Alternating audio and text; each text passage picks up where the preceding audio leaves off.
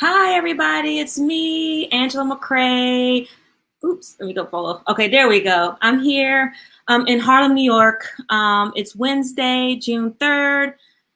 I came here with a heavy heart. I wasn't sure if I was going to actually do today's wine tasting because of everything that's going on. I know a lot of us blacked out yesterday for Blackout Tuesday, standing in solidarity with the people on the front line protesting. Um, Unfortunately, I was not protesting, but I was supporting from my home, whether it was through buying from Black businesses or sharing information, encouraging people to vote, donating, and just keep, helping to mobilize people around the cause. So, because today is actually International Sommelier Day, I felt like it was important for me to join and just continue with business as usual. And in order to have some connection to the state that we're in right now, I thought it was important to include a conversation with a Black sommelier, a Black woman sommelier, where we can actually give her space to share her story, but then also tell us about what it's like being a Black woman in the wine business. I know a lot of us probably saw the film Uncorked, which shared a lot of detail about what it's like and the challenges and the lack of diversity, to try to get that distinction as a sommelier internationally and as well as domestically.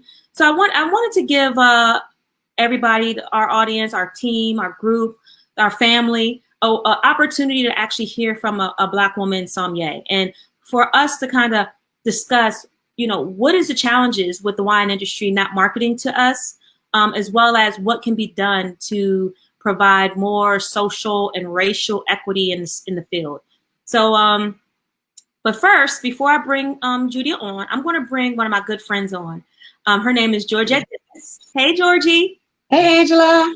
Thanks for joining me. I wanted to, just give that introduction. Right. I'm not the sommelier. Right. But I want to introduce you. So Georgie and I, we go back how many years, Georgie? Middle school, high school. So that's close to 25, maybe. 25 years. So Georgie and I, we are childhood friends. She's also one of my biggest clients and supporters in the wine business. So thank you so much, Georgie. You're welcome. But before we kind of talk wine, I just want to kind of give you a space to kind of like share any perspective, anything that you want to, how you're feeling right now with what. Right. So I mean, I'm glad you're having this because it has been a crazy, it's just been a weird time. It's been very heavy because, of course, we're dealing with the pandemic. We're dealing with how to move through it, how to now navigate within the pandemic. And I've been fortunate enough where I've been working. So it's almost like work doesn't stop. So that part of you keeps going, but then the world around you is like on fire. So how do you mentally, I've been, talking to several coworkers and just like how to mentally navigate, what's going on. And then this where it's just heavy. It's a weird vibe, and working amongst being a minority in my field, so to speak. It's weird because then you have the Central Park Karen thing that went on, and you can definitely relate to that. And I've been, wrestling with that in as far as, dang, what have been the microaggressions in my workplace that, I have to endure. And how do you... And becomes normalized. It becomes normalized to us. And so now I'm like moving through workspaces and like, that's that. And you're identifying it more. But then it's like, you're stuck like, well, what do I do about it? Right. Do I still continue on like, I know what this is, but this is my paycheck. So I'm gonna, you learn to play the role and toe the line, but it's like, is enough? And so I've been talking to some of my coworkers about that, the Black ones. We've been reaching out like, man, what's going on? How you feeling? So it's a good, and it gives me hope because it's a good positive energy that's buzzing too. Like, all of the Black coworkers are checking on each other. Like we usually stand up for each other anyway, but it's like, how you feeling? What do you think we can do? So Yeah. So it's been rough, but I'm glad you have this today so we can drink some wine. Thank you. Well, today I'm glad, I know sometimes we need distraction. It can be heavy, self-care is a priority right now. So, I felt like, because I am going to align it with, amplifying Black voices in the wine industry, I also wanted to make sure that it was a space for all of us to kind of just, have a toast Yeah. for our resilience, have a toast for us Exactly. continuing on a fight, and to actually give a toast to the protesters that's on the front lines to starting this revolution. And I'm excited to see what's going to happen, and I'm optimistic. Me too. Me too. So, what you got your bottle? I got my bottle. So tonight we're tasting Emancipation, which is actually part of the Secret Indulgence line. This particular wine, I think me and Georgie, we've been talking about it for a while. Georgie, Yes, have you had it already? I have. Okay, no spoilers, okay? Please. I'm not. But the one thing that I do like about it is this is a cute label. I don't know if you That was the first thing it's like velvet or suede. What is that? Velvet? But it's such a cool label. So I was intrigued by that to begin with. Okay. Yeah, me too. So I'm just going to read the label a bit just to kind of give some perspective. Okay. Okay. So, Emancipation, introducing Secret Indulgence. This unique collection is a collaboration between Jean-Charles Bosset and 13 winemakers from his family estates in France and California. So they pretty much created a wine world without bounds, embracing the freedom to create a portfolio of daring, limited production wines on the cutting edge of style. So this particular wine is a limited production. So that means that once it runs out for the season. So that's pretty cool. Duly noted. Okay, so one thing that I just noticed is this wine has 15.5% alcohol content. It's good, yeah. Are we about to be drunk up on it? Maybe tread light, but it's yeah. I just want to shout out a few people. I see Gwendolyn Elmore. She's here. Cody Cox. What's up, Cody? Let me know, Cody, if you want to chime in and join us. I'll send you the link. Dennis Buck. Yeah. Hey, Dennis. Hey, Misha Lewis. I'm glad you were able to make it. And of course, the homie Juanita Thompson. Go, Ange. Go, Juanita. I love me some Juanita. We go way back to LA. Okay, so as we move forward, so the Secret Indulgence is actually Emancipation is actually a red blend. It's a California blend, and because it is something that is a limited edition, it comes from grapes in California as well as France. So it's actually a really nice blend of Grenache, Syrah, and a few other deep, balanced, rich notes from the red grape family. So, Georgie, I think we should probably do our first pour, huh? Okay. So I'm going to kind of do it close to the camera so people can actually see the color. And since it's 15.5%, I'm only going to do like a little pour because I'm going to have to taste myself. Because I don't know if you guys tell, but I'm a drinker, and ooh, it's so fragrant. It is. So, Georgie, when you first open a bottle of wine, like what is some of the things that you typically do? Do you have I don't have a ritual, and not until you kind of started on this journey. I look at the color more. Now I tend to notice that. I think I would always give it a whiff, but never knew what to smell. And like, oh, it smells like wine.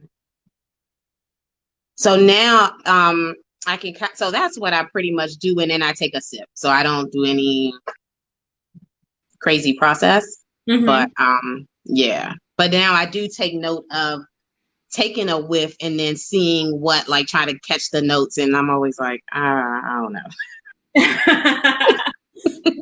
One thing about Uncorked and Cultured is we're on this journey together. Like nobody's expert here. We're all, on a journey together. And I'm excited because I started this in April, mid to late April, and we already have 700 members on the group. Oh, wow. So we came into June with 700 members, which is Oh, exciting. cool. I'm actually hoping to build the official page so we could, so we can have a more public face. But I Mhm. really appreciate everybody that's taking time to follow, that's tuning in. I see you guys out there. Chime in. Hey, Cassandra, I see you. Thanks for joining today. Noria, I see you. I'm going to bring you in, Noria, because I see you, girl. You ready? Hey, Noria. Hi, Oh, Noria. here you, girl. You got to unmute yourself. Hey, and hi, Georgette. Hey, there you go. Can you hear Yes, me? we can hear you. Hello, Yes. everyone. Hi, cheers. Cheers. So, Gloria, do you have any rituals when you drink wine? Like, did you do when you open up a new bottle of wine? To kind of like No, it's that's a why moment for I'm yourself. here. I'm here to learn. I was listening to Georgette speaking about the whipping, and I started doing the same thing. Like, I smell a little grape in here. Yeah, right? I never noticed it before until I actually like, okay, smells like grapevine. Sometimes it's other flavors, it's other fruits in there. There's spices in there. Mhm. There's other things that we can, as we start, as you start learning, you'll start realizing and start actually tuning into it. So that's one of the things that I do like about doing these tastings.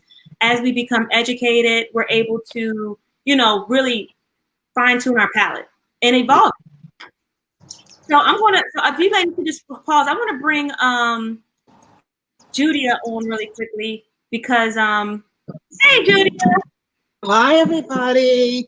I love Nice to see you. green. It's so beautiful. Thank you. Green is one of my favorite colors, and it's also one of the colors that's one of my brand colors. Blue, purple and green. My brand is enJoie, and purple and green are my brand colors because kind of like the colors of grapes. So Oh, sometimes I wear purple, sometimes I wear green. I felt like green today.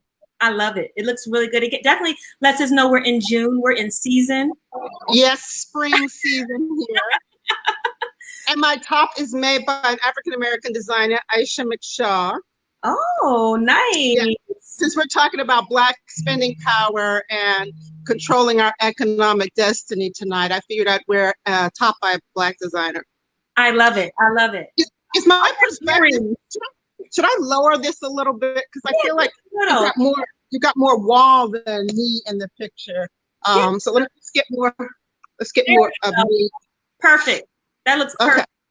So, Judy, we just poured our first glass of the Emancipation by Secret Indulgence, and I was listening backstage. I heard you talk about 15% alcohol. That's pretty high.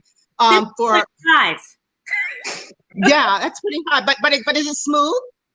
We haven't tasted it yet. I gotta tease it. I like to tease it because I want to kind of like learn, because sometimes we start drinking and it's like we just start talking. So I want to learn. I like this line, the Secret Indulgence line. I've tried the Chablis. I haven't tried the Emancipation yet. I'm getting some of the Evoluna that's coming in a shipment soon. But this is one of our newer lines in the Boissé collection. And I'm excited to try all of them. So I'm interested to hear your impression of this one. Absolutely. So before we go into the impression, what I wanted to know from you is we have these tech notes that talk about, composition, appellation, cooperage, and all these different technical terms that, for me, I'm not familiar with. So I was hoping that you can give us a little bit of insight as when we select our wines or when we get this type of information about wine, what should we be cognizant of and what does it mean? Sure. So composition tells you what grapes are in the wine. And it gives you the percentage of each. Sometimes it'll give you the percentage of each, or sometimes they'll just tell you what grapes are in. It depends on the wine maker, how much information they want to give you. But so I can't read that. Let's see, this screen says, let me put on my reading glasses. This screen says 44% Grenache, 34% Syrah, 10% Mourvedre, 6% Petit Syrah, 2% Zinfandel, 2% Mission, and 2% Valdigue. I really, this is a nice blend, but it looks like it's primarily Grenache and Syrah. So these are like Rhone grape varietals. These are the grapes that you would see in the southern Rhone, and like even in a wine like a Chateauneuf de Pape or something like that. In California, you know, you see these grapes all over, but sometimes you see them like in mid-California too, and a little bit farther south. But these are good. These are good grapes that go well with like Mediterranean food and spicy foods. With a little, they'll be good with, you know, ethnic cuisine. Oh, okay. So, Yeah. And so when we talk about appellation, is that like region? Well, it's a little bit, it's more specific than region, but it is a segment, it's a subsegment of a region, right? So, you know, there are different levels, like, and in regions of winemaking. So this one is saying, like, first of all, California is a region, right? But then once you get into California, then you've got, you know, you've got Napa, you've got Sonoma, you've got Carneros, you know, you've got Paso Robles, you've got so many regions, and it can get even more specific. So this one is Sonoma County. I think it said Sonoma County. I didn't read all of them, but it just tells you the different areas, the sub-regions kind of like that the grapes come from. Gotcha. And so when we talk about the cooperage, is that cooperage is just the type of barrels that it was aged in. Typically, cooperage refers to wood barrels. Sometimes wines are aged in concrete, sometimes they're aged in stainless steel, and sometimes they're aged in wood barrels, otherwise known as oak. And that's what cooperage is. That just tells you the type of oak, where the oak originates from, where the trees originate from. French oak, Hungarian, American oak. And then there's the distinction between new oak and older oak. New oak will impart more stronger flavors, and old oak or barrels that have been used before will impart like a little less intense flavor, but just help to soften up the wine and give it a chance to breathe in air when it's aging. When the grapes are aging, they get more oxygen can get in there, and so that softens them up a little bit. And also just some of the tannins from the wood will soften up the wine. Stainless steel fermentation, people typically use wood more on red grapes, but they can use it sometimes. They sometimes use it on white grapes, but you see a lot of white grapes also that are stainless steel fermented or fermented in concrete. Okay. And this particular wine was aged for 20 months. So is that the normal aging for a wine? 20 months? No, that's kind of a long time, actually. I mean, it doesn't have to be that long. I mean, but then there's some that are aged longer. It really varies. That's kind of, it can be all over the map. It just depends on the style of the winemaker and what they're trying to accomplish. Okay. Well, that's wonderful. I mean, because that gives us some insight. I'm going to bring back Georgie and Noria. Hey, ladies. Hey. Hi.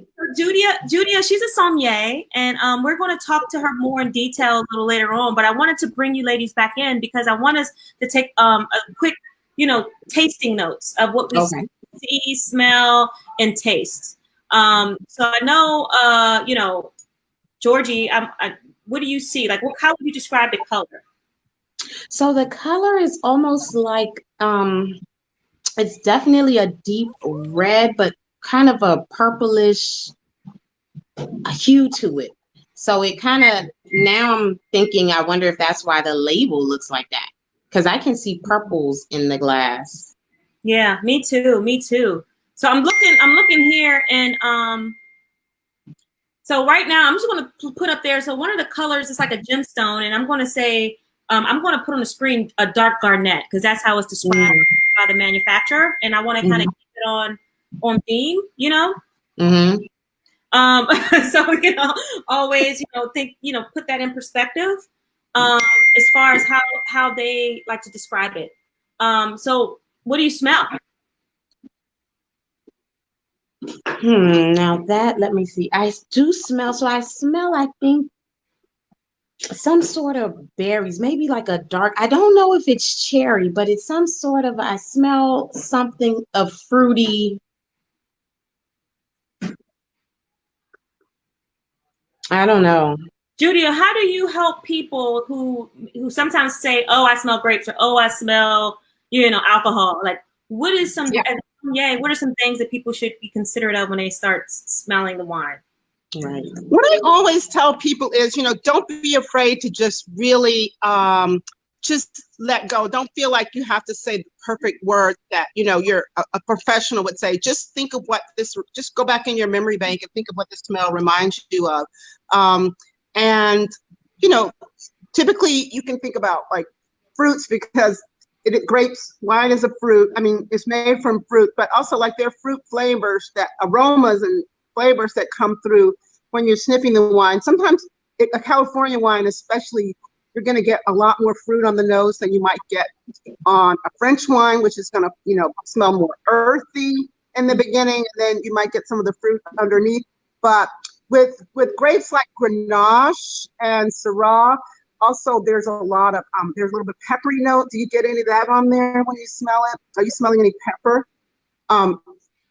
Yeah, Grenache and Syrah are definitely grapes that give you what they call black fruit notes. So if you want to talk about it that way, like the mulberries and like a plum, kind of like. Yeah, blackberries, mulberries, plum. There's so many other words that you could use, but that's kind of the idea. But then one of the distinctive notes of Grenache and Syrah is Grenache has a little bit of white pepper, people typically say, and Syrah has a little bit of a black peppery smell. Is anybody getting that on there? It smells like a strong spice. Like if I take a big whiff, so it does smell like a strong spicy smell.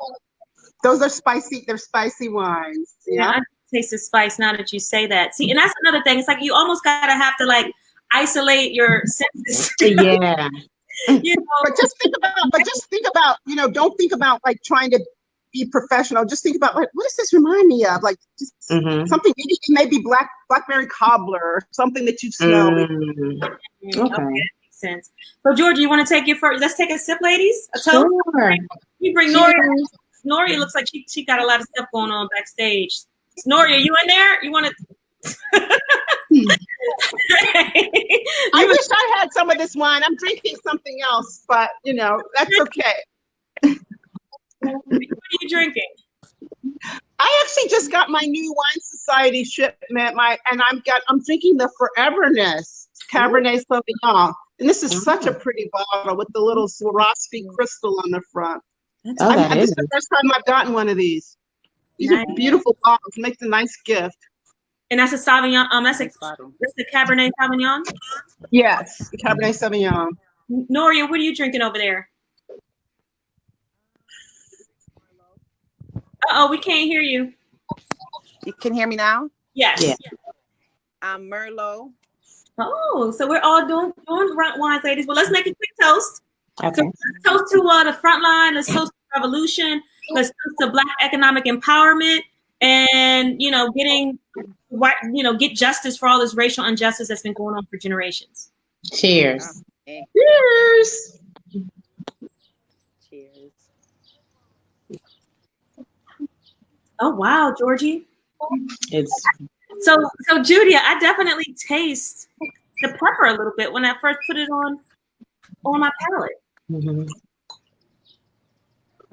And I like it's a smooth wine, so it's very even though it has the pepper notes, it's not soft, but it's not a heavy I don't know if I would call it bold, but it's definitely a good solid wine. Like you're getting forward. Say it again. So it's fruit forward though and accessible. It's not too tight and bitter. Correct. Okay. Mm-hmm. It's probably kind of like a GSM. Have you ever had a GSM from Australia, the Grenache Shiraz Mourvedre blend? No. It makes me think of that, like just because of the grapes and the way you're describing it, and the alcohol content. Yeah. I mean, I definitely taste the pepper. I definitely taste it's not too bitter. It's because it's kind of it's not like making me feel like it's not too bitter, but it does have a little bit of bitterness to it. But it's like a blackberry bitterness, which I love blackberries. Yeah. So maybe not so tart, but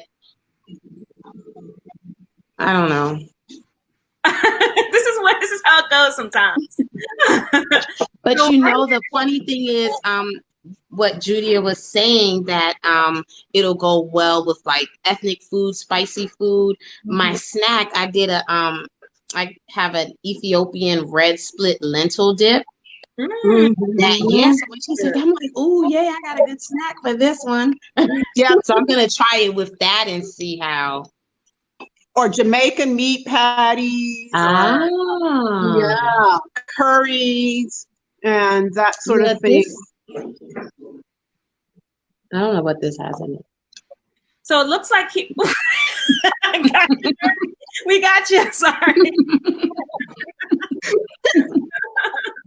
So I'm gonna try it with the wine. So this actually has a little bit of cocoa nib. A little what? Cocoa nib. Oh, really? Yeah. That's probably coming from the Syrah. Syrah definitely can have some chocolatey notes to it. Okay, wonderful. Well, I think this is a good wine. I'd highly suggest it. Georgie, do you have any thoughts on the wine? Do you suggest it? I highly recommend it. I suggest it. It's not, don't be afraid of the alcohol content. It's smooth. It's a drinkable red, where if you're not looking for something super dry, super sweet, I think it's a happy medium. Yes, I agree. I mean, I definitely will make this a part of my rotation. Well, there was under 1,200, bottles made for this particular one, but hopefully I added it to my collection, but I may to do more. So we should talk about how people can get this and try it for themselves. Absolutely. So, both Judy and I, we're both SAY ambassadors. So we actually are independent, we have our independent wine businesses, which are Black owned. Judia, as a sommelier, she has so much experience to be able to curate amazing experiences, to be able to really do the wine education, which is something that I'm still learning. And actually, I think my lane is more about bringing people together. I like the fun part of it all, but I like to create space for, people that have that niche, that more deeper understanding and experience and wisdom they can share with us all and inspire us to be better wine consumers. So I do that. I love doing events too. That's really kind of how it all started, is with the events, and just kind of like making them, I call it edutainment. So they learn a little bit, but it's also fun and social, and it's a great way to get together, like for a book club or a shower or other events, just give it another element, a dinner party. I really like also when, let's talk a little bit more about like I think this is a good time to talk about the underrepresentation of Blacks in the industry. We definitely don't want to miss that topic, because this is a period when everybody's concerned about, Black lives, and my pitch for tonight was Black Songs Matter. So let's talk a little bit more about that. Absolutely. Georgie, I'm just going to take you out for a second, and you could chime in and let's wave if you have a question, because I really want this to give Judia space to really talk about that, more in depth. So Judia, you want to start by just explaining what it's been like for you on this journey as a Black female woman sommelier? Yeah. I was just, I became a certified sommelier in 2001. When I'm a former marketing executive, and I had taken some time off to stay at home with my young children. I had a young baby, and I was enjoying cooking. I'm originally from Atlanta. I like to cook, and but I didn't know that much about wine. I knew a little bit about wine. I lived in California, and I moved to New York and saw a lot of people drinking wine. Oh, you still there, Judia? More about that. So pardon? You just cut out a little. So then I went to the American Sommelier. What's that? Oh no, you're fine. Are we having sound issues? Yeah, it was a little, okay. Technical thing, but you're good. Okay. So through the American Sommelier Association, I went and took the viticulture and vinification. That was the first level course to learn about. Viticulture is the farming and agricultural side of winemaking, and the grapes, what happens in the vineyards with the grapes, and vinification is what happens once you pick the grapes and take them inside of the winery to create the wine. It's more of the science and the chemistry. And then we also had to learn about, you know, the laws and the geography, the climates, the person, you know, you learn about a lot of the personalities and different regions around the world.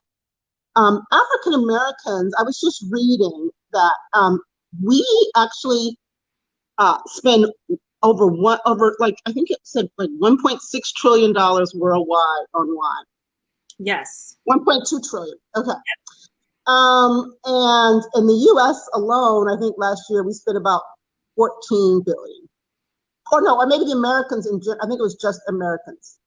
But this is just a huge business.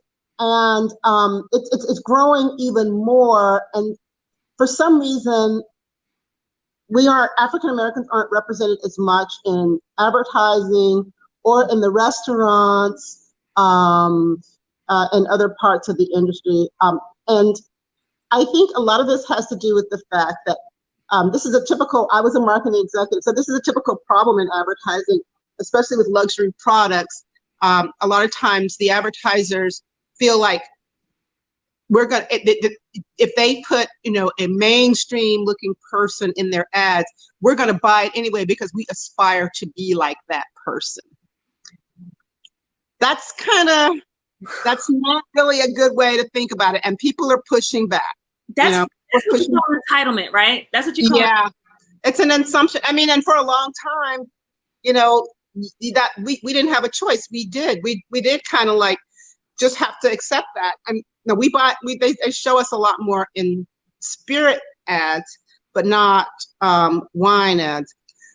Well, now a lot of things are changing, and also it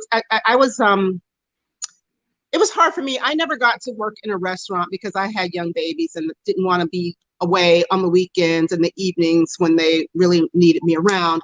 But so I started my business just doing private sommelier events and going to people's homes and corporations to do these events, and so I made up my own job. You know, I just created my own job because that world wasn't right for me. So right. I kind of think you have to look at it like that. You know, you just kind of like have to go around the hurdles, around, under, however, if you've got a hurdle. You can't like, and get try to get other people to help you. I have to admit that I did have some of my colleagues, business school classmates, and other colleagues who helped, you know, endorse me and get me recommended to be hired by their companies or brought me into their homes for their private events. And so, you know, it's about us also sticking together. This is one of those times when we have to stick together to give each other the opportunities. And once, you know, people see, oh, they're going to do it without us, then it's kind of like, oh, okay, yeah, I guess they can do this. And that's a big market. And if we don't hire them, somebody else is going to hire them and take them away from us. So, you know, it's kind of like, I think that's kind of an allegory for, you know, kind of how you have to address this situation in life. We do need to put pressure on people to be more equitable in their hiring. I mean, it's just equal opportunity employment, but Absolutely. Also we have to hire ourselves, you know, and we have to create our own opportunities. So it has to work both ways. And that was part of the reason why I created Uncultured, is to be able to provide a pipeline of opportunities for us to amplify the wine professionals, Black wine professionals, also our independent businesses. The volume's not good. I can barely hear you. I don't know what happened. I can hear you fine.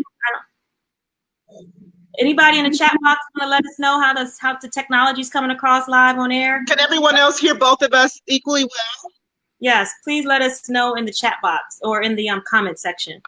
Let's see what's happening in the chat box. Somebody says cheers, nice wine glass. Nuri, thanks. Oh, it looks like Judia got cut off, so maybe there was a bad signal there.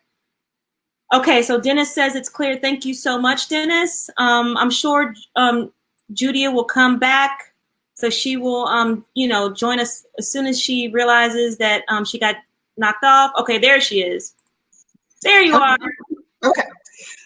So what else do I want to say about this? Oh yeah, and interesting. I have a question for you. What? So when you started, I know you said that you were able to use your network and you were able to create a space in which, people were helping support you throughout this process. What do you think, right now, because, the hospitality industry is pretty much at a standstill. We're not seeing each other. What do you think is things that wine professionals can be doing right now to leverage their business and still be sustainable? Well, this is one example, taking advantage of technology. And this is a great opportunity to plug the Boisé collection, because the Boisé collection, as a Boisé ambassador, Boisé is already set up. Our company is already set up. Their infrastructure is in place to operate in a digital environment. Mm-hmm. We have great support. We have great support in our company, and all of our wines are shipped directly to the consumer from the wineries, from the central location. So we don't have to, as Boisé ambassadors, we don't have to be worried about, getting the wines delivered to people, or people don't have to worry about the fact that they can't go into stores now. So this is just really like where the industry was going anyway, but now I think it's going to be accelerated. And even after COVID is over, we're going to be in such a great position as Boisé ambassadors to fulfill our customer needs. And the other reason this business is good is that, being a direct ambassador through Boisé, it's kind of like being, just so people know, it's kind of like being like an Avon person or Tupperware or Mary Kay, but for wine. So typically you do parties in people's homes or offices or other locations, and then they order on site and the wine is shipped directly to them. But now we're doing a lot more Zoom webinars, and they're training us how to do virtual tastings. And so people can still, enjoy the wine virtually. Absolutely. Like this. Yes. And one of the great things about our Boisé website, almost all the wine has a YouTube video explaining the taste of the wine. So, we really we handhold our customers and walk them through the process so that they can, be a little bit more comfortable that the wine that they're buying is going to be something they like. Yeah. Being a wine club member, you get like great discounts and shipping deals, all types of amazing things. Yes. So this is a way for us to own it more as African Americans. There's several African Americans, and especially women represented in our company, more so I would say than probably in the typical wine industry organization, because it's mostly a meritocracy. There are really no barriers to entry, based on skin color or your sex or your age or anything like that, or your gender. It's more about just how committed are you to joining the group, and then you really just have to make your sales. And so you can get involved right now for just $1. You can start your own luxury wine business right now for $1. Exactly. And this allows us to be just like in every other industry, like in filmmaking, they always say, or, any other industry, like, don't just be the consumer, be the creator, be the producer, be the distributor, get in on the profit side of the business. Right. So I think this is a good, we don't know a lot. We didn't grow up learning a lot about this. As African Americans, I certainly didn't. Our families don't really necessarily understand, that it's actually a business. Sometimes, they're kind of like, well, you drink wine, you just must like to drink wine, but it's a business. It's a business. Yeah. To be honest with you, Judy, I have been drinking a lot more wine since I've become an ambassador. Exactly. Yeah. So it is a way to also like get your wine at a better price. Yes. But if you really enjoy wine and food and cooking, you can like share that with people that, you know, may not know as much and teach them a little bit more about it. So it feels good to teach and help educate. My vision for my company is to make learning the food. When I first started my company in 2008, I said my vision is to make learning about the food and wine lifestyle fun and accessible for all. And I have tried to do that through my website. I have several YouTube videos that I've created that just give free wine tutorials. Some places you would go, you would have to pay for this, but I just give it away. And sharing it in a group so people can start getting that knowledge from you if you don't mind. Yeah. I just like sharing my information. I feel like it needs to be, you know, we need to level the playing field, and this is one way to start. You know, just helping each other. And I do blog posts, and I send out a newsletter with recipes and wine pairings. And I mean, I do make some money, but I make money when I do my events, and I make money. I haven't started making money on the YouTube yet, but I want to learn how to, like, you know, monetize that. That can, but you have to get enough followers and viewers, and it takes a while. It's a lot of work. So let's just, what do you think the wine industry can do right now? The first steps, like everybody's talking about, we have to have an agenda, we have to have a plan. What can we do right now to create racial equity and, you know, and diversity within the infrastructure of the industry? I think it's just probably mostly just about profiling more people who are in the industry and bringing them to the forefront and bringing them to light. And I'm seeing it happening more. A lot more people are coming out now, and you're seeing mainstream publications, you know, show a little bit more. Julia Coney is trying to do a lot in this area. Journalist, wine writer Julia Coney is really pushing this agenda forward, and so that's awesome. I spoke to Christy Norman yesterday, who is a som at Spago in Los Angeles, and she's working with the United Som. She created the United Som Foundation, which is a philanthropic organization that's trying to raise money for out-of-work sommeliers, because a lot of sommeliers are out of work now with the restaurant closings and everything. And she's very interested in this topic too. She's Asian, part Asian, so she is a minority in some ways, and she's a woman. So, you know, I mean, it's an old boy network, but it's gradually changing. And I think, you know, the more we do things like this, and just get people exposed and informed and about what's happening, and how it's really like something to be taken seriously. It's not just, you know, it's a career path. It's a real legitimate career path. Absolutely. So where do you see the future, you know, for you? And what are some of your goals that you're looking to attain as we're in this new space, and once we get out of this new space? Just continuing what I've been doing, and just taking it to the next level. You know, the digital piece is big. I'm getting my website more. I have an e-commerce site as well. I do gifts. So I want to just start adding more gifts to my website, more products, a broader range of products, not just wine. Everyone's not into wine, but the food is interesting. Yes. Growing my boissé business, you know, moving up the ranks in that organization is one of my goals. And bringing in more people who might have been outplaced, you know, during this economy. So helping people to find new opportunity. Yep. Recruitment is important. Recruitment is important because it allows multiple streams of income, and it's, you know, everybody's drinking wine. Alcohol sales are high, you know, e-commerce sales for alcohol is high, specifically wine.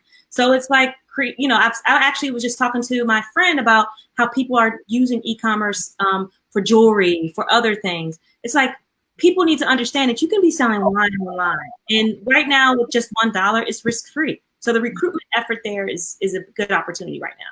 Yeah, and also we have this custom blending kit. I'm very excited about that. For people, yeah, I did. For people who have always dreamed of making their own wine, you could do that now, which is really fun. And we had like this. Did you participate on Sunday in the video? No, I was not there. Okay. For that. Yeah, so that's really fun. You know, you can join at whatever level you want. You know, if you want to just be like a passive, sort of not passive, but like if you just want to come in at a level, like you get 3 bottles every 3 months or something like that's fine. But then you can also be like a collector, and you can create your own line. I love that you can do custom labels. I've got some beautiful, I wish I had some to show. I'm out of them now, but I'm getting a new batch soon. But custom label, you can do your own custom label wines, which is great for businesses or, big celebrations. Like if you want to do an anniversary celebration, put your pictures on it, or a wedding or that sort of thing, or for sororities or other things, big birthday celebrations.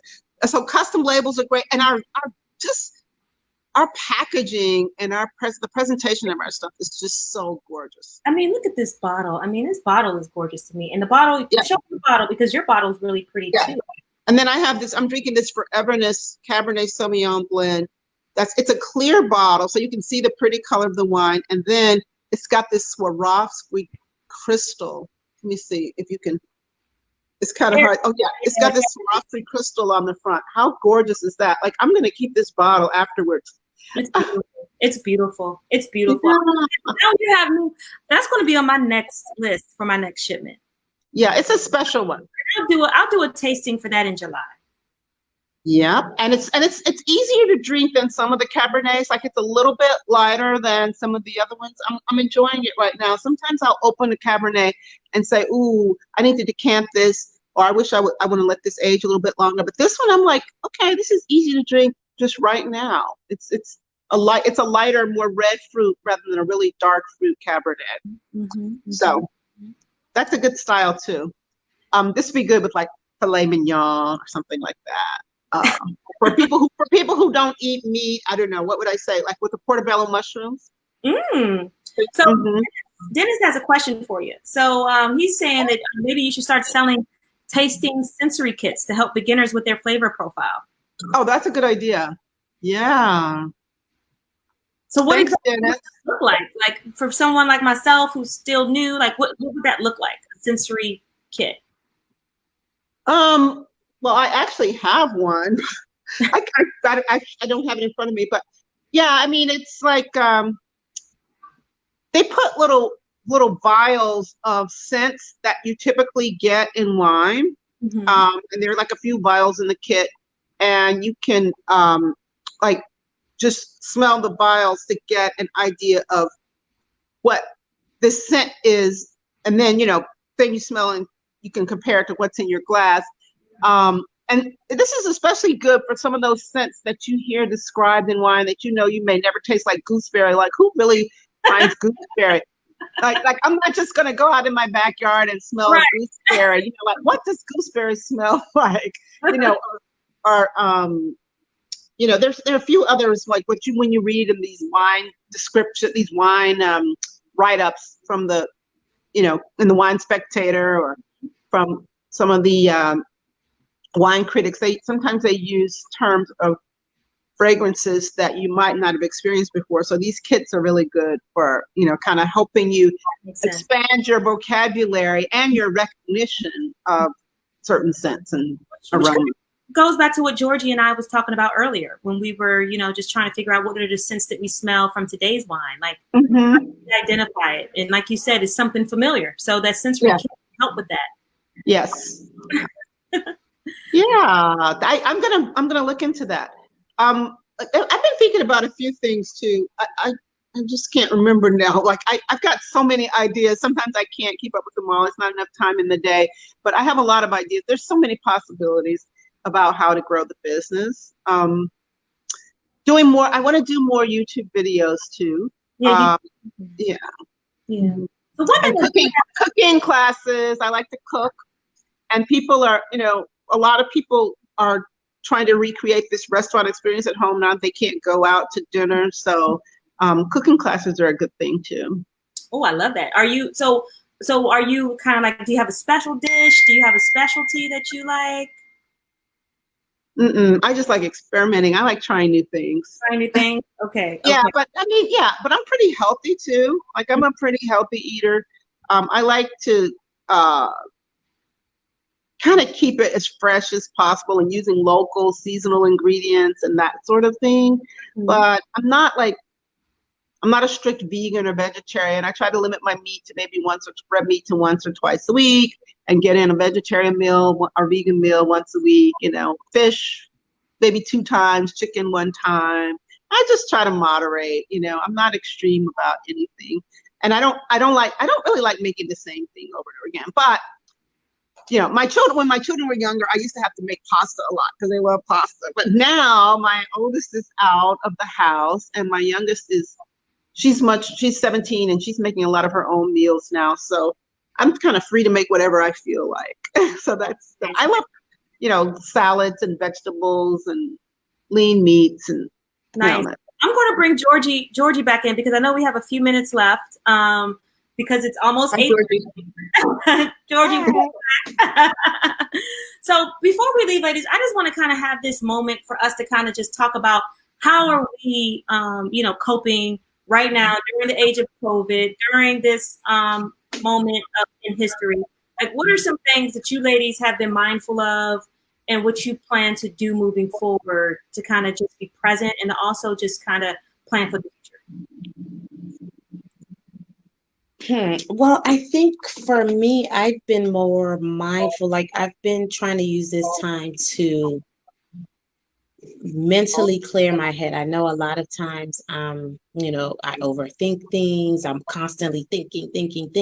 And now I'm just like, okay, stop. Still think, plan, but focus. And I think I'm starting to focus my thinking and planning and really strategizing, using this time to sit still, but understand what's important, because now it seems like the fluff is gone, right? We don't have to do this, that. So you're just here and you're like, well, what do I need to do? Especially if I'm trying to, let's say if I want to move to the next level, I want to do this. Now you have the time to do it. And you have 2 sons. You have 2 Black sons. 2 Black sons. And I always joke and say I'm raising a little militant, but I try to tell him in ways that, and just, let him know things that are going on, and, not oversaturate him, but just, be honest too with it. Unfortunately, it seems in this country like us as Black people have to grow up so early because we're exposed to so much more, because we have to teach our kids a certain way. We have to teach them how to survive and navigate in this world. So it's like you almost expose them to adult things sometimes early on. I mean, you do have to have a message with it and tailor it for their understanding, but no one else has to go through that. They could just be a kid and be like, blah, blah, blah, And Judy, you have, like you just mentioned, you have grown children. You have a child that's now out of the home. Like, what does this mean to you? I know, I can't believe it. It seemed like it just like happened so suddenly, but when you're going through it, it's like, oh my goodness, this is, some days it's just like, oh, I'm so exhausted. Like, I just can't even, I would be trying to do my blog at 2 or 3 o'clock in the morning, after everybody went to sleep. And now it's like, oh yeah, I have so much time. And you're right. Like, and now with COVID too, it feels like even more time because you're not as scheduled as you were before. And I have a lot of ideas, and sometimes you really do have to put that structure in place, like putting more structure in place and making a schedule of what you want to accomplish during the day and what you want to accomplish in the evenings after, work hours. But, all these, and there's so many Zoom webinars and things that you could attend. Sometimes you have to be selective about those too. Yes. This week. Yeah. But, I think one of the things is like, I just really want to be more visible, more present. I want to get a Shopify site going. Shopify is really big. Websites were big at one point, but now it's almost like people are buying more from social media than they are from websites. So that's one of my big goals too. Nice. Well, for me, I think right now, just what I've been doing is I've been allowing myself to do all the feels. So like this weekend into this week, I didn't do absolutely anything. Like Monday and Tuesday, I wasn't productive. All I was doing outreach. I was reaching out to my tribe, reaching out to my family. I was reaching out to Black men, just having a space where we can just talk and we could just, listen. We could be silent, just to kind of let them know that I'm here for them. And also kind of like low key heal myself because I didn't know what to expect. But I think prior to the revolution, I keep calling it a revolution, y'all, because that's what's happening right now. It is. I mean, I don't know how you guys feel about it, but Oh, yeah. for that one, just thinking about the age of COVID, the first 3 weeks, for me was very emotional. I didn't know what to do. I literally would just not do anything but watch TV. And then this wine business literally helped bring me back to life. Like it gave me more purpose because working in the film space, working in the, kind of like event space, all my work dried up and I didn't know what that looked like, what was next. And I didn't know the virus, if it was coming through the window, through the air, like, it was just so much stuff happening that I didn't know what to expect. And so now I think, to be honest with you, becoming a Bose ambassador has given me a breath of fresh air. It's allowed me to connect with people in this way virtually that I would have never done had I been doing my day-to-day job because I'm either too busy or I'm meeting people face to face. That now I'm able to create a platform that's bringing us together to talk about wine, is being able to allow my friends from high school, Georgie, to connect with Judia, who I just met a couple months ago through the Bose, and then everybody else. And so I'm grateful for that. And I think, being in a space of just spiritual groundedness and, follow my intuition is also going to be important. And I'm actually going to just share something. So Trenton Weststone, he's a man of color. He's working in law enforcement. And so he's just talking about how he had to teach his son and his nephew the reality of what's going on and how to behave when they encounter law enforcement. And I think that's something that we've been dealing with for generations. When you talk about, driving while black, that was a big campaign that was going on in the early 2000s. We always have to behave, but they can misbehave. So it's almost like, when is that going to stop? Like why do we have to be held accountable to somebody's standard in which they have zero regard for us? And I feel as though, hopefully with this happening, I'm seeing a lot of, conversations being had. I'm seeing officers, speaking out about trying to create a better relationship. I just hope that the cognitive dissonance, dissipates.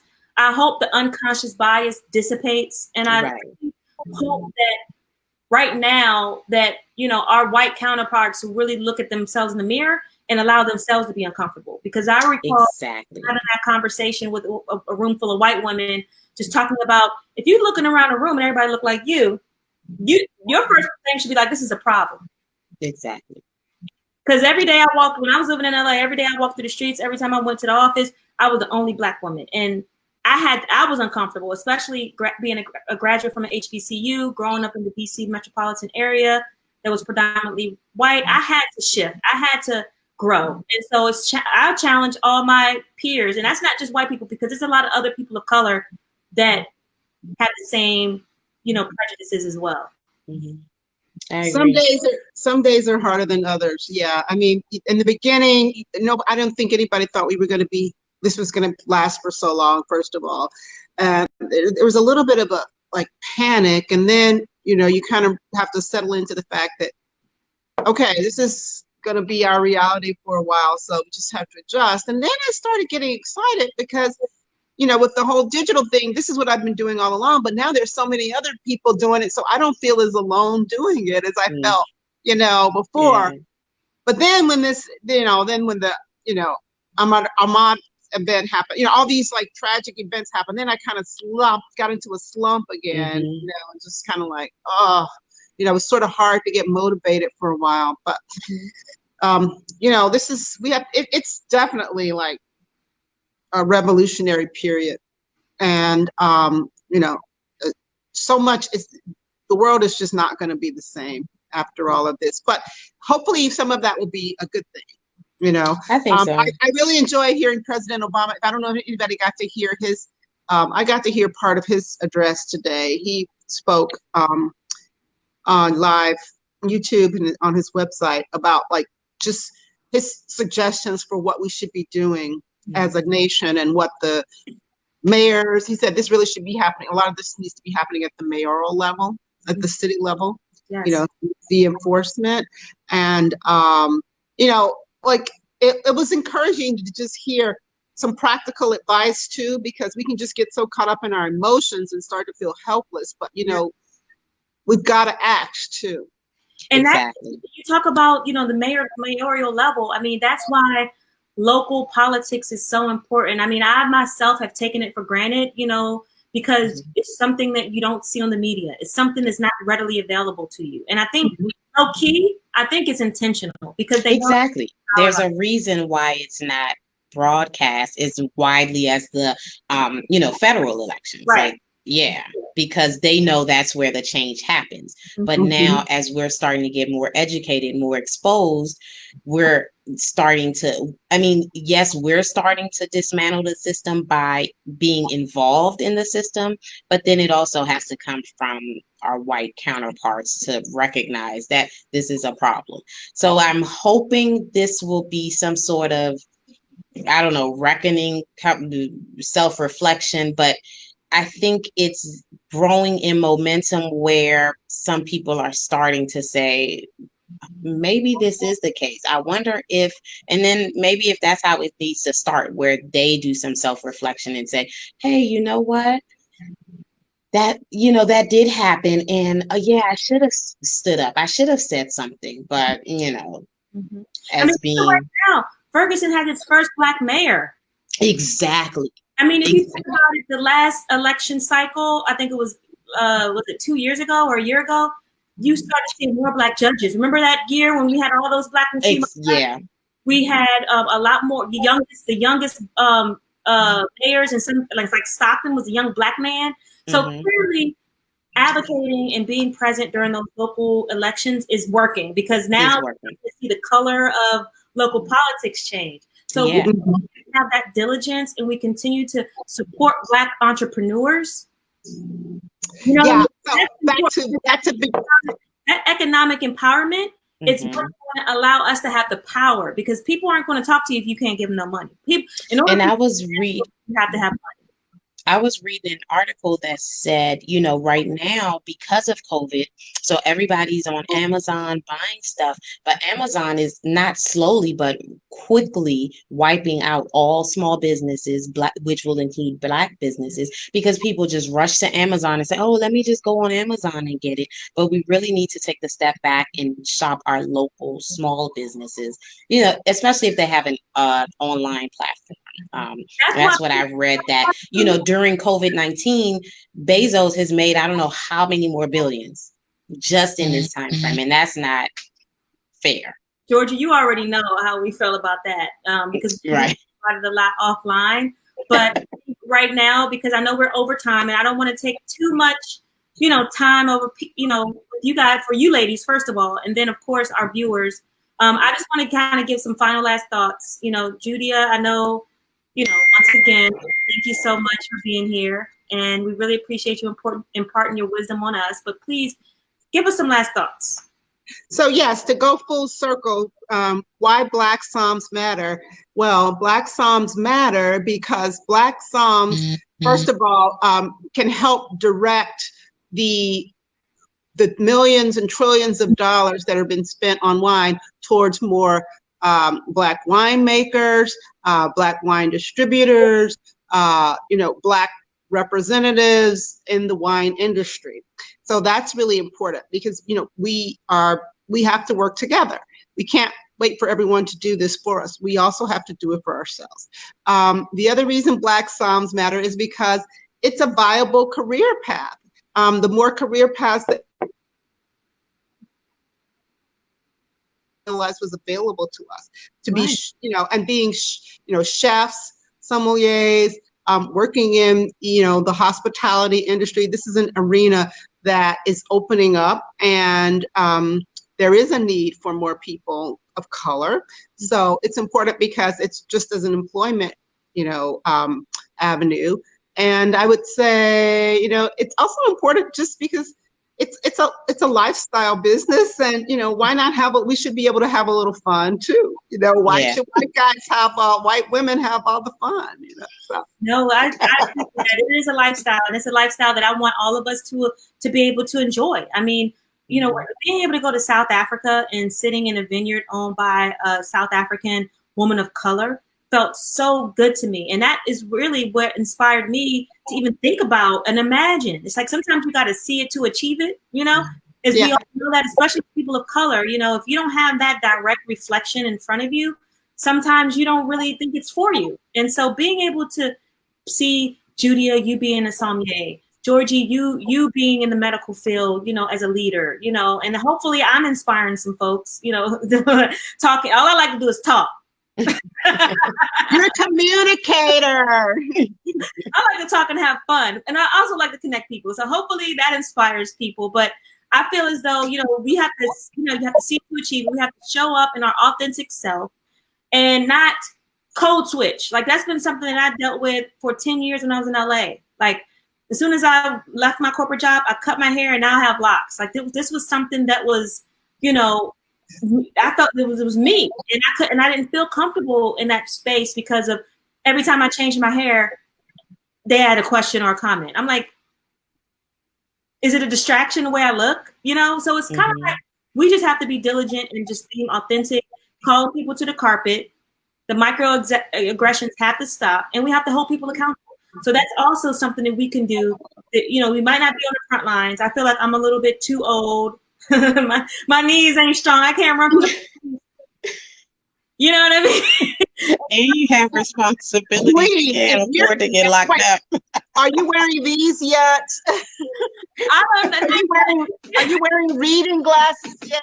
If not, you're not old. Not yet, but I'm telling you, these 40-year-old knees is not going to be getting too far. And another thing, I don't know how, because you know you get set in your ways after a certain period of time, so your patience is a little bit thinner. So it's like, you know, also too, like I don't know how I'm going to respond to certain things, but once things, you know, start becoming more like targeted towards like, you know, actual action, you know, like things that I feel like I can be aligned with, I'll definitely be out there on the front lines. I've been, you know, donating money. I've been, you know, sharing information. So I want to continue to do that, and of course, providing space for ladies like yourself. But I need more Black men.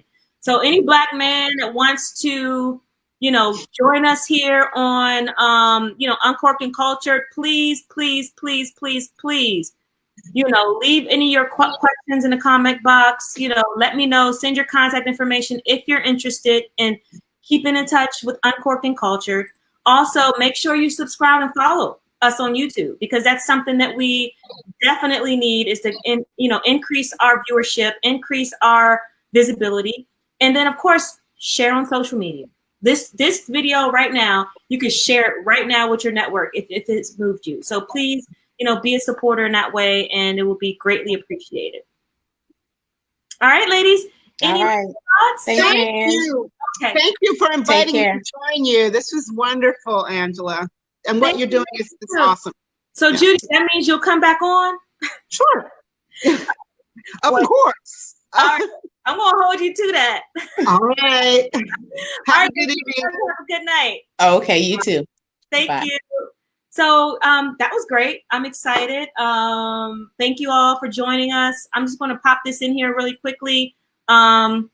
This is the spread the love, you know, because once we, you know, which we talked about earlier, it's all about community. It's all about doing this together. So please spread the love.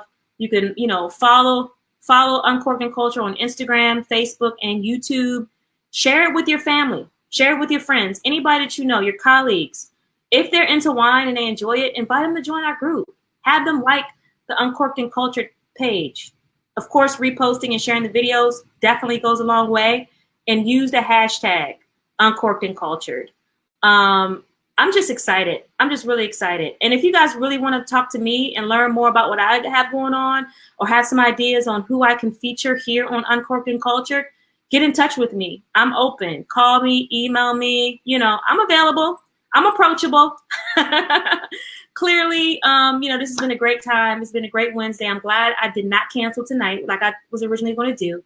And I really appreciate you all being here and joining me today. Until next time, please be safe.